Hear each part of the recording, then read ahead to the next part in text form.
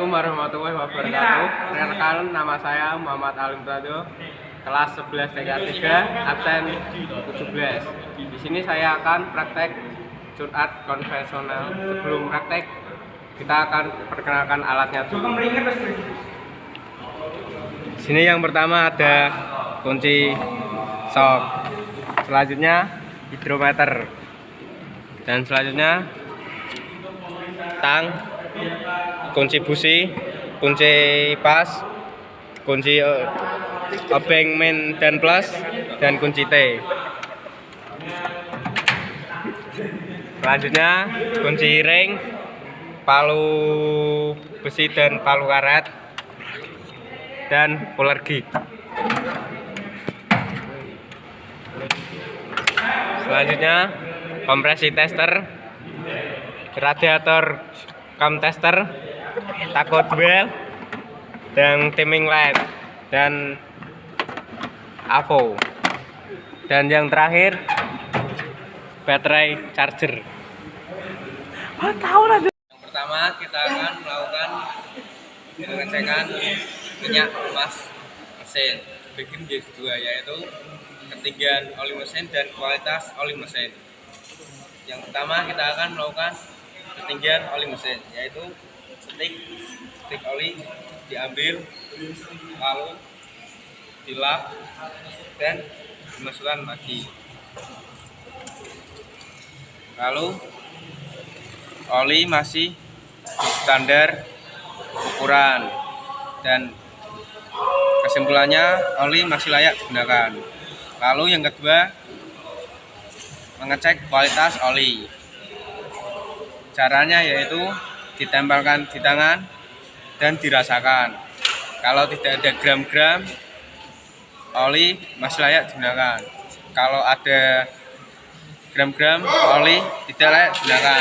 Kesimpulannya ini yaitu tidak ada gram-gram, yaitu oli masih layak digunakan.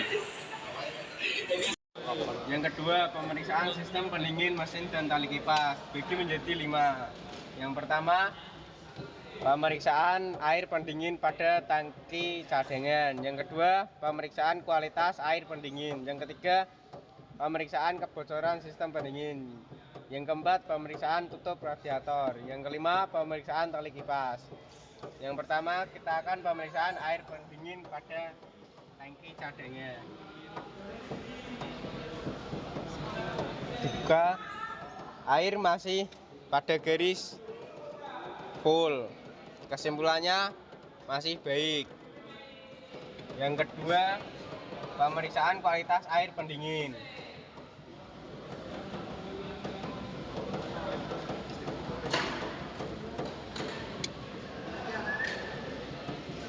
Dan air masih jernih, tidak ada kotoran. Kesimpulannya masih layak digunakan. Selanjutnya nomor 3, pemeriksaan kebocoran sistem pendingin dengan alat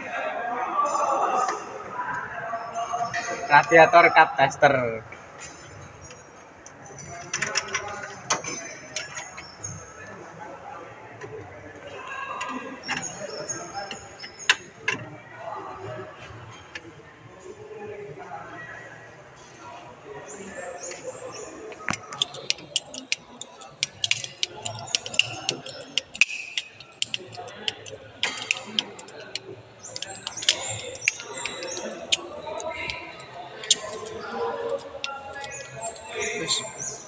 Jika jarum tidak turun, maka tidak ada kebocoran, dan kesimpulannya masih baik.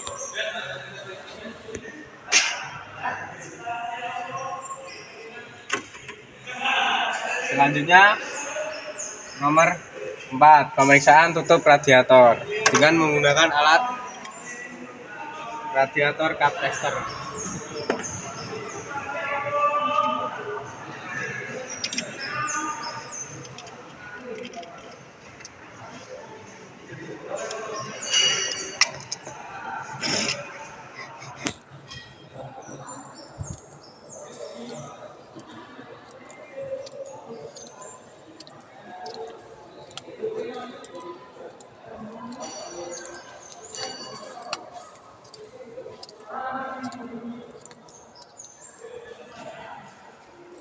Jika jarum jam tidak turun maka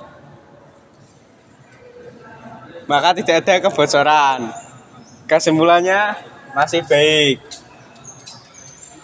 Selanjutnya nomor 5, pemeriksaan tali kipas.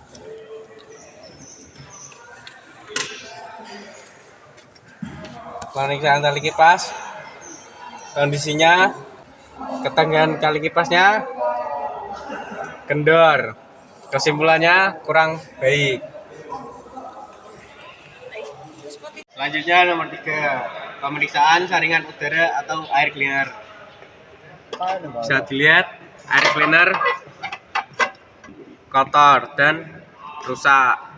Jadi kesimpulannya tidak layak digunakan dan tidak bagus. Selanjutnya nomor 4, pemeriksaan baterai dibagi menjadi 3, yaitu pemeriksaan tinggi elektronik, 2, pemeriksaan secara visual kotak baterai, yang ketiga pemeriksaan berat jenis elektronik.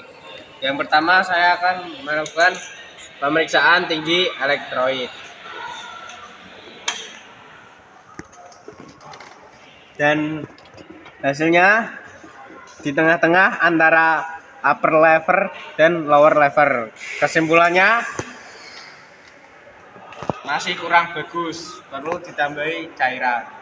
Yang kedua, pemeriksaan secara visual kotak baterai. Kondisi visualnya ada gelembungan di baterai. Kesimpulannya baterai tidak layak digunakan. Yang ketiga, pemeriksaan berat jenis elektrolit dengan menggunakan hidrometer.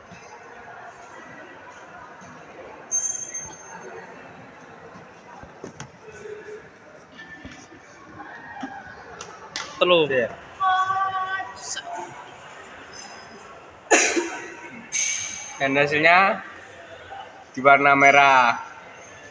Kesimpulannya baterai tidak layak digunakan dan harus dicas. Selanjutnya nomor 5, pemeriksaan dan penyetelan busi. Dibedakan menjadi 2, pemeriksaan secara visual busi dan pemeriksaan dan penyetelan celah busi. Yang pertama, saya akan pemeriksaan secara visual busi. Kondisi visualnya masih baik dan tidak ada kerak-kerak hitam. Yang selanjutnya, pemeriksaan dan penyetelan celah busi. Di sini saya akan mengukur dengan polar gauge dengan angka 0,05. Dan di sini terlihat loss. Dan saya akan menyetel dengan ukuran 0,07.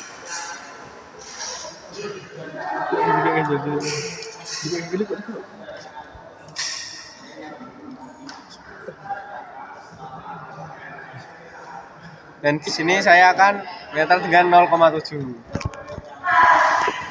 Dan di sini hasilnya seret. Dan ini setelah di penyetelan dengan angka 0,07. Pemeriksaan kabel tegangan tinggi dibedakan menjadi 2, kabel coil distributor dan kabel busi. Kabel coil distributor dibedakan menjadi 2, kondisi visual dan pengukuran tahanan. Kondisi visualnya tidak ada retakan di badan kabel. Kesimpulannya masih layak digunakan. Selanjutnya, pengukuran tahanan. Pengukuran tahanan menggunakan alat multimeter.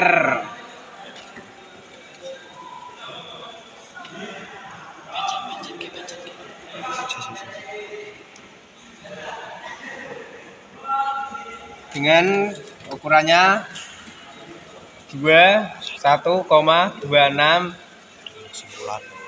Dengan kesimpulannya masih layak digunakan dan baik.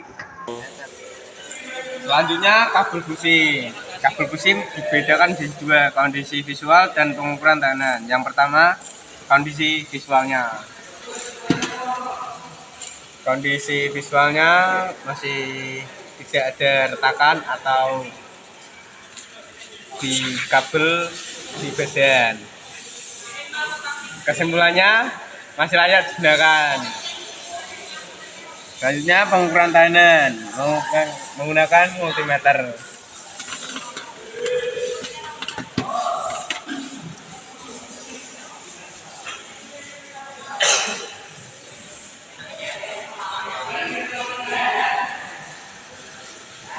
Dan hasilnya 21,69 kilo ohm. Kesimpulannya masih layak digunakan dan bagus. Pemeriksaan tutup distributor. Kondisi visualnya masih baik dan tidak ada retak-retak di tutup distributor, dan arangnya masih baik. Jadi kesimpulannya baik dan masih layak digunakan.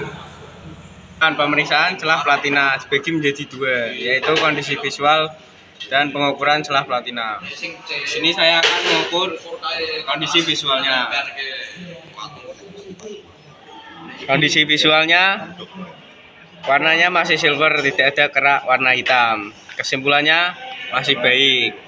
Selanjutnya pemeriksaan pengukuran celah platina dengan ukuran 0,45.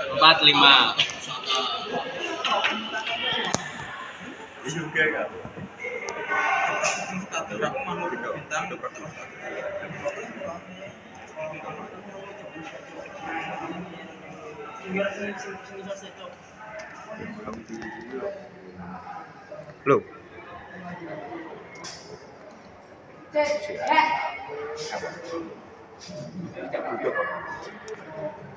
Ukurannya pas dengan ukuran 0,45. Kesimpulannya mesin akan mudah dinyalakan dengan ukuran 0,45. Selanjutnya nomor 9, pemeriksaan tekanan kompresi dengan menggunakan alat kompresi tester. Kabel dimasukkan ke lubang busi 1 dan kabel yang ini dimasukkan ke kompresi tester.